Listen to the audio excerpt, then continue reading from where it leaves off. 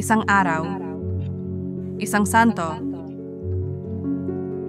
may maligayang pagdating sa channel na nagbibigay pugay sa mga lalaki at babae na nagmarka sa kasaysayan ng simbahan sa buong panahon.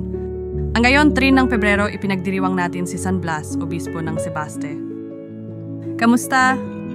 Si San Blas, kilala rin bilang San Blas, ay isang obispo at martir na Katoliko ng ika-4 na siglo. Siya ay ipinanganak sa Armenia at namuhay noong simula ng ika-4 na siglo.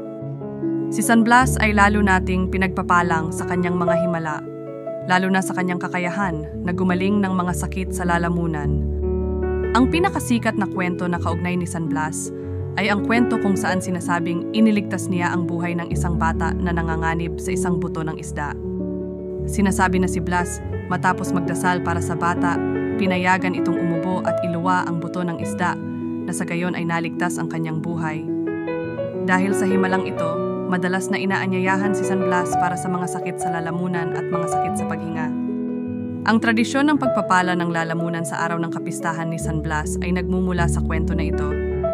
Binibindisyonan ng mga pari ang mga mananampalataya sa pamamagitan ng pagpasa ng 2 nakabukas na kandila sa magkabilang bahagi ng kanilang lalamunan, hang nagdarasal ng panalangin na humihiling ng proteksyon laban sa mga sakit sa lalamunan at iba pang mga sakit. Narito ang isang panalangin na inihahandog kay San Blas. Diyos, sa pamamagitan ng pakikisalamuha ni San Blas, obispo at martir, iligtas mo kami mula sa lahat ng mga sakit sa lalamunan at iba pang mga karamdaman. Sa iyong kabutihan, bigyan mo kami ng kalusugan at kapayapaan upang maari naming paglingkuran ka ng may malinis at dedikadong puso. Sa pamamagitan ni Hesukristo aming Panginoon. Amen. May iba pang mga santo na ipinagdiriwang ngayong araw. Santa Margarita ng England.